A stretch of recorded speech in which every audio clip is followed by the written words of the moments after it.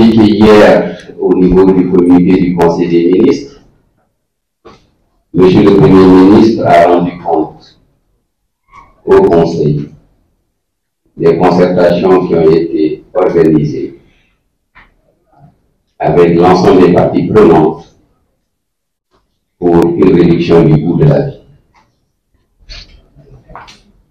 Tout d'abord, situer le contexte, qui est un contexte international, caractérisé par le renchérissement des prix des matières premières énergétiques et non énergétiques, avec la crise Covid depuis 2020, puis la guerre Russie-Ukraine qui a affecté tous les pays. Vous verrez tout à l'heure à l'écran un graphique qui montre comment l'indice des prix des matières premières a évolué depuis 2020. On est passé, comme vous le voyez dans le graphique, malheureusement assez excentré,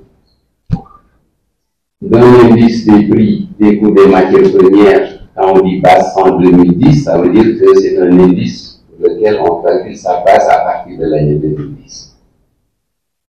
Et vous verrez que en 2021, cet indice hors énergie, qui est la courbe en orange, était en dessous de 100, aux alentours de 80. Et aujourd'hui, cet indice flirte avec à peu près 115, une très forte progression des prix à l'international, donc sur ce qu'on appelle hors énergie. Quand vous prenez l'énergie, vous verrez également une très forte hausse. En mars 2021, on était aux alentours d'une base de 30, et aujourd'hui, on est aux alentours de 100, donc presque un triplement. Quand vous prenez la composante alimentaire, vous remarquerez que nous flirtons avec une base 120. Et si le graphique reculait, on verrait qu'en 2020, on était largement en dessous de 100. Ce contexte international, le Sénégal est une économie connectée. Le monde est un monde désormais avec l'économie libérale. Il y a forcément une diffusion des prix extérieurs sur les prix intérieurs. Le second graphique qui vous est projeté, nous en venons maintenant au cas du Sénégal. Ce qu'on a vu au niveau international a eu une répercussion très forte. Vous voyez actuellement l'indice des prix au Sénégal qui est la courbe rouge et l'indice des produits alimentaires qui est la courbe bleue. Si nous prenons l'indice global, en janvier 2021, on était à peu près à 106. Et vous verrez le choc important qui a été engendré par la crise ukrainienne à partir de février-mars 2022. Une très forte hausse qui n'a pas ralenti et aujourd'hui, nous sommes aux environs d'un indice de 128. Donc, une hausse cumulée des prix au Sénégal. Et quand on prend la composante alimentaire, comme je le dis, qui est la courbe en bleu, on remarquera une très forte hausse d'environ 110 en janvier 2021. Aujourd'hui, nous flirtons avec 142. Qu'est-ce qui peut le justifier? C'est parce que dans le tableau qui suit, qui est également un tableau tenu par la MST, vous avez sur la première colonne ce qu'on appelle des fonctions, c'est-à-dire ce qui peut plus ou moins, on peut considérer un ménage ordinaire, sa consommation. Le poids dans l'indice, c'est le pourcentage que ça occupe. Donc le total fait 10 000. Si vous prenez les produits alimentaires et boissons non alcoolisés, ça fait environ 50% de poids dans la consommation des ménages. Le second poste le plus important, c'est le logement. le numéro 4, avec à peu près 12%. Donc 50% pour l'alimentation, 12% pour le logement. Le poste qui suit, c'est les articles de l'habillement et des chaussures qui comptent à peu près pour 7%. Le transport pour à peu près 6%. Si nous prenons la composante alimentaire, vous verrez que sur un glissement annuel, nous sommes à 2,5% de hausse. Ce que cela veut signifier, ça veut dire qu'il y a encore la pression sur les prix, mais elle a ralenti au cours des 12 derniers mois, et au cours des 3 derniers mois, on est même arrivé donc à un repli. Et ce qu'il faut retenir, c'est que le panier de la ménagère, comme on le dit de façon technique, au Sénégal, 50%, c'est des dépenses alimentaires, 12% ce sont des dépenses de logement, on viendra tout à l'heure donc pour qu'on sache comment nous avons ciblé.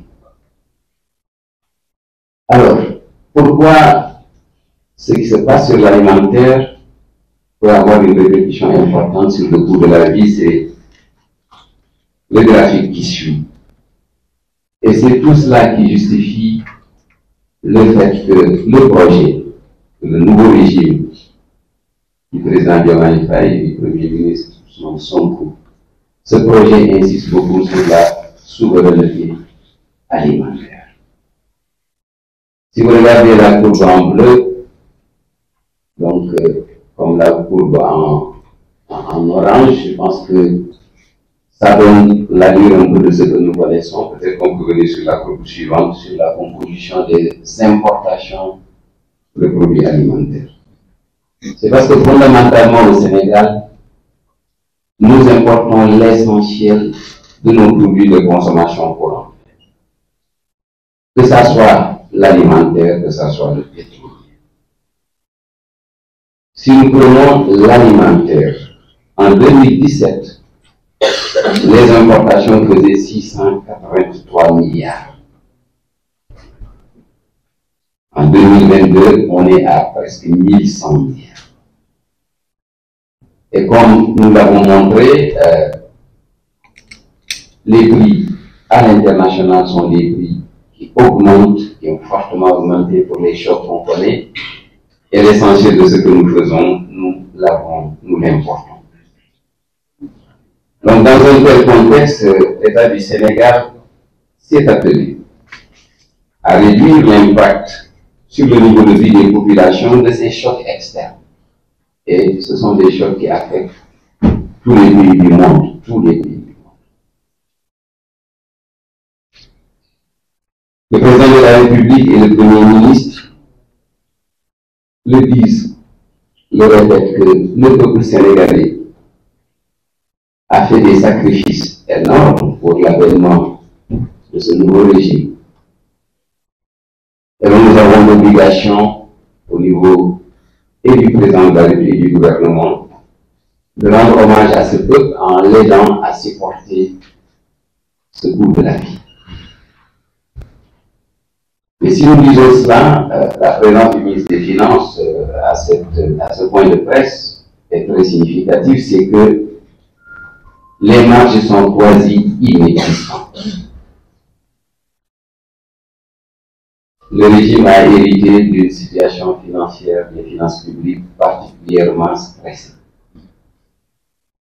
Mais dans ce contexte, il aurait été plus facile de dire on ne fait rien.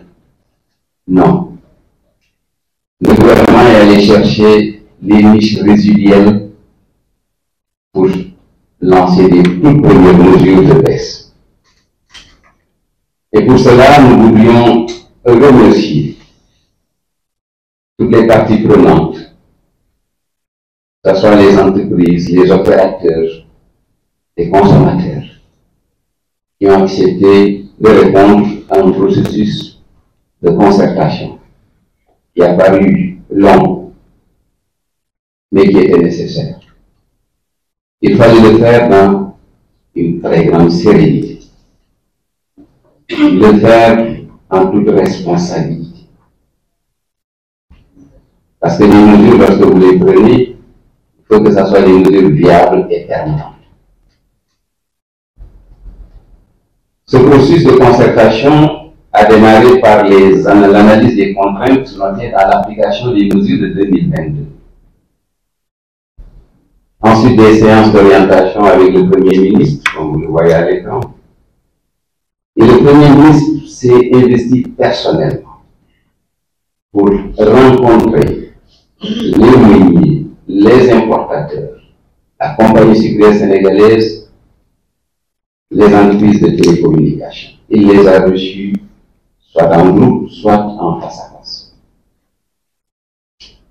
Et ces services ont tenu des séances plénières de concertation avec les importateurs, distributeurs, commerçants, industriels, associations de consommateurs. Des réunions techniques ont été tenues avec les boulangers, les cimentiers, les importateurs, les huiliers, les opérateurs d'engrais. Ensuite, suivi d'entretiens et d'échanges parce qu'il faut paramétrer. Il ne faut pas oublier qu'au début de la chaîne, il y a un producteur, il y a un fournisseur, à la fin de la chaîne, il y a un consommateur. Et nous devons prendre des mesures qui soient des mesures équilibrées. L'outil de production doit être préservé. Et le consommateur sauvegarder son revenu disponible dans sa dépense. Il y a eu des séances de conciliation. Effectivement, c'était nécessaire. Et ça traduit toute la responsabilité que ce gouvernement veut jouer. Nous ne voulons pas de mesures, on va dire, populistes. Nous ne voulons pas de mesures à la va-vite. Il faut que ça soit concerté et c'est ce qui s'est fait. Il y a eu des gaps entre ce que le gouvernement voulait et ce que les commerçants ou les producteurs pouvaient. Et ça a nécessité donc des conciliations, soit en présentiel, soit en mode de conférence téléphonique. Et enfin, nous avons soumis au Premier ministre en validation donc ces mesures et qui ont été soumises à M. le Président de la République, qui les a approuvées. Je m'en vais à présent donc vous donner les toutes premières mesures. Il faut le dire, c'est des mesures les plus urgentes. Mais ce n'est qu'un processus. Réduire certes les prix, mais comme je le disais, veiller à l'approvisionnement correct du marché, à la viabilité des entreprises, mais aussi à la soutenabilité de l'effort fiscal et budgétaire. Les mesures suivantes ont été prises en ce qui concerne le sucre cristallisé.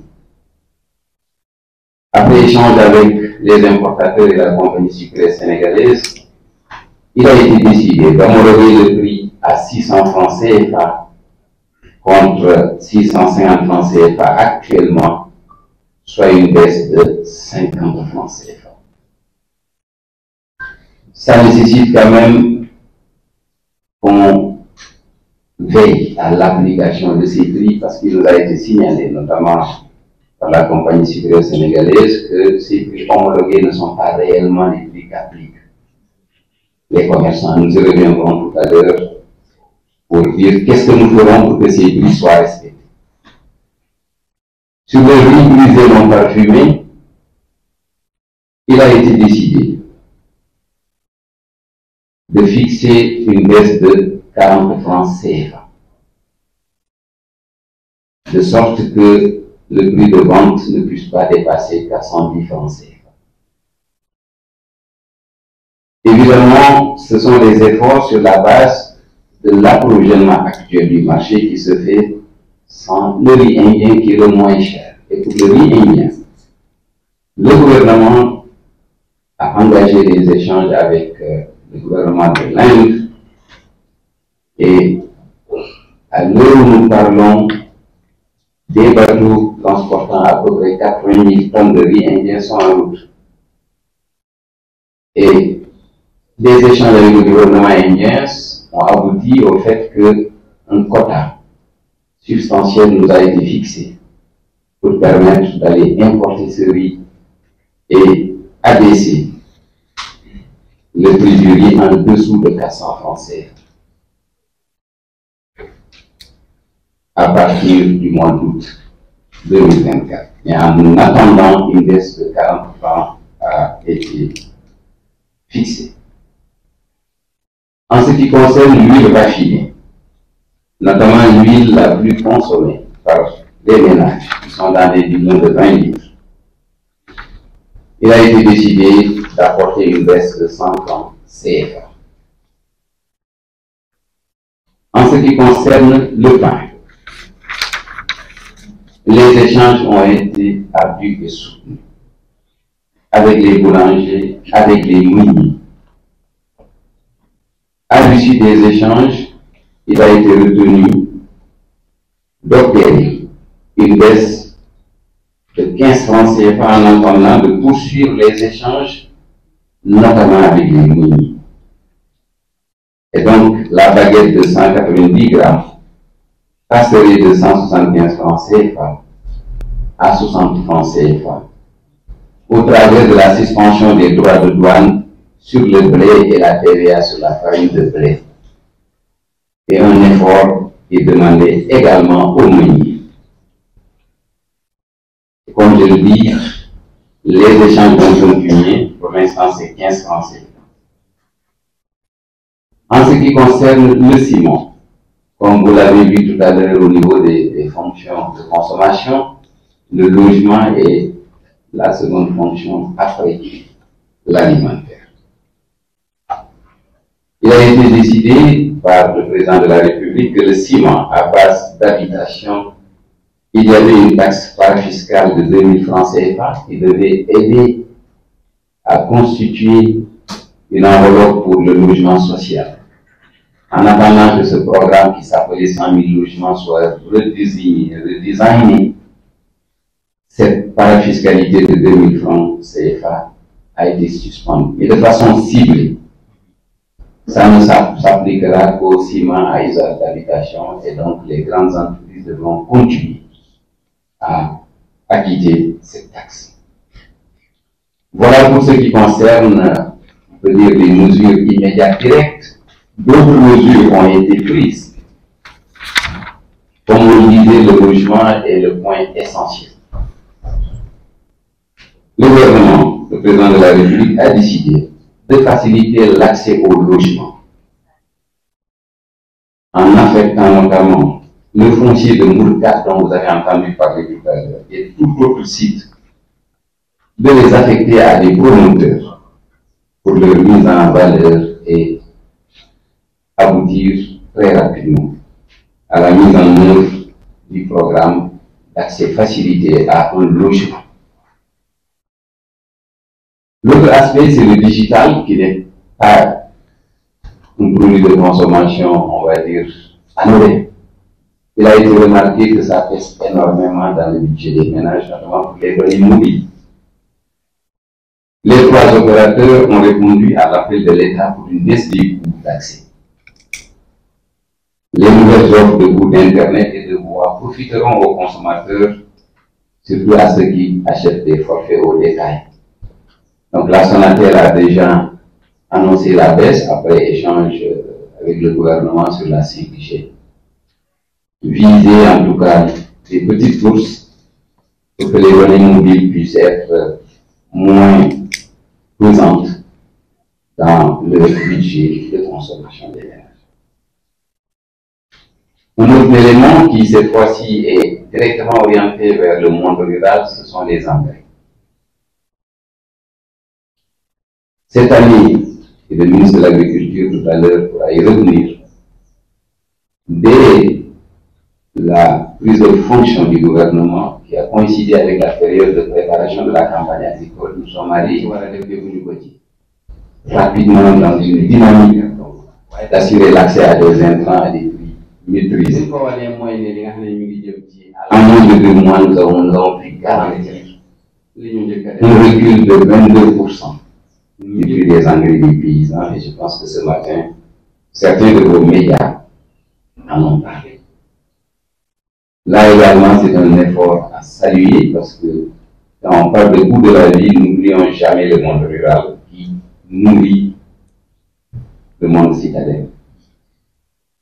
Parallèlement, des échanges ont eu lieu sur les volumes d'engrais minéral qui ont pu être collectés, qui ont pu être mis à la disposition des paysans. Au total, les paysans ont bénéficié d'une économie de 7,5 milliards sur l'approvisionnement en engrais, sans qu'on ait eu la possibilité d'approfondir l'analyse. C'est simplement en amenant les éléments de transparence à la surface. Lancer un appel d'offres, ce qui a permis tout de suite d'avoir une baisse de 22%. Cela veut simplement dire, et on y reviendra, que sur tous les produits de consommation, les grands produits de consommation courante, il y a des marges que le gouvernement va aller rechercher. Quelles sont les perspectives sur lesquelles nous travaillons actuellement? Il y a d'abord les mesures d'accompagnement de ce que nous venons d'annoncer. Nous devons revenir à une régulation et une maîtrise des prix.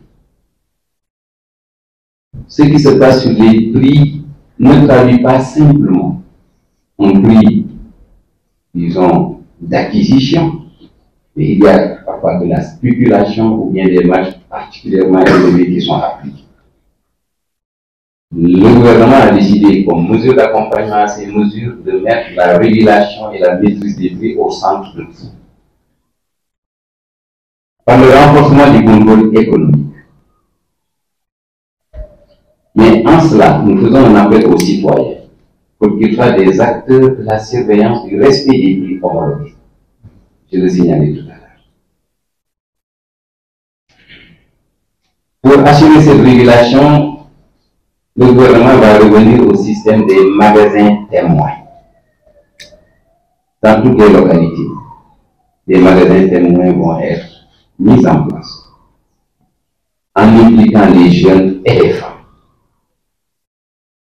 Ça créera des emplois et ça donnera également une traduction concrète de l'engagement du gouvernement désormais de faire du service civique et des volontaires civiques une arme de développement. Donc, ça va être mis en place au travers des magasins témoins. Les moins jeunes s'en rappelleront la Sonadis, qui était donc une société de l'État qui parvenait à réguler les prix. Ce n'est pas pour aller concurrencer, mais c'est pour aller faire de l'affichage net. Il y a également le marquage des importations et la digitalisation. Nous allons utiliser beaucoup de la digitalisation pour que les spéculations et les marges indues ne soient plus de mise. En ce qui concerne le pain, le décret relatif donc à la vente du pain va être également réactivé de sorte que les prix tels qu'annoncés puissent être mis en œuvre. Ça, c'est des mesures d'accompagnement pour les premières mesures que je viens d'annoncer. Mais ce qui s'offre surtout, parce que le projet a été plébiscité par les Sénégalais pour assurer une autre façon de gérer. Et là-dessus, le Premier ministre reviendra au niveau de sa déclaration de politique générale. Un nouveau référentiel de politique économique, sociale, sera mis en œuvre avec une vision sur 25 années. Une vision qui met la souveraineté alimentaire au centre des préoccupations. Et avec de très grandes réalisations attendues dès ce premier plan quinquennal 2024-2029. L'objectif, c'est d'arriver à avoir un coût de la vie au Sénégal parmi les moins chers en Afrique, en boostant la production locale. Mais surtout en réduisant les coûts engendrés par de l'intermédiation non indispensable. Il y a beaucoup d'intermédiaires dans les filières. Ce qui a été retenu, c'est que désormais, pour l'approvisionnement en produits essentiels, le ministre en charge du commerce est en train de travailler là-dessus. Je parle notamment du pétrole, je parle notamment du riz. L'État s'est rendu compte que sur le pétrole, il y a des marges qui ne s'expliquent pas. Parce que il est anormal qu'un produit pétrolier qui coûte moins cher au Mali qu'au Sénégal, au Burkina par exemple qu'au Sénégal. Et l'analyse a vu qu'il y a des coûts indus. Et donc l'État va s'engager dans les appels d'offres. On l'a fait pour l'engrais, ça a réussi. On le fera pour tous les produits de grande consommation et qui peuvent avoir un impact sur le coût de la vie. Les détails seront passés en revue et comme nous l'avons fait avec ces mesures que je viens de vous annoncer, ça se fera avec méthode et dans toute la sérénité requise. Il a été également décidé que les commerçants qui sont particulièrement actifs dans le négoce puissent quand même commencer à aller investir la production ou en tout cas la commercialisation des produits qui sont localement disponibles à travers surtout les aménagements qui ont été faits. Donc, désormais, ce sera concerté, mais ça a été décidé. La délivrance des déclarations d'importation de produits alimentaires sera conditionnée à une implication dans la production et ou la commercialisation de produits alimentaires cultivés localement. Parce qu'il n'est pas normal que le négoce soit le seul élément par lequel les gens arrivent à faire beaucoup de marge, sans pour autant que la production locale en profite. Il a été également décidé que l'électricité coûte cher, le gasoil, l'essence, que nous allons diversifier les sources d'approvisionnement en pétrole du Sénégal. Il y a également un élément essentiel, c'est que, encore une fois, c'est les toutes premières mesures, parce que nous venons à peine de faire 2 mois. Nous sommes engagés sur un chantier important de réduction du train de vie de l'État. Et tout gain tiré de la réduction du train de vie de l'État va être réinvesti sur le filet social, sur la réduction du coût de la vie. D'ores et déjà, il a été décidé, par exemple, de centraliser tout ce qui est commande publique pour éviter qu'il y ait des centres de commande, disons, épars, malgré le fait que le dispositif de commande publique est solide. Et jusque-là, nous nous sommes occupés des conditions de déroulement des transferts, mais il faut aller chercher. Donc, des gains d'échelle. Et donc, la commande publique, désormais, va faire l'objet d'une centralisation et nous attendons énormément de la réduction du coût de l'État. On ne peut pas avancer des chiffres, mais ce que nous avons vu en 2 mois nous amène à croire qu'il peut y avoir énormément de réduction sur tous les aspects. Sur tous les aspects, et ça a fait l'objet d'une communication en Conseil des ministres par le Premier ministre. Il y reviendra plus en détail dans sa déclaration de politique générale.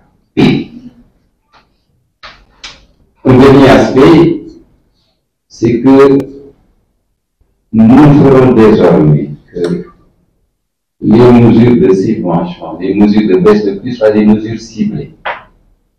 Je donne juste un exemple. Aujourd'hui, le pétrole, l'essence et le gasoil sont subventionnés.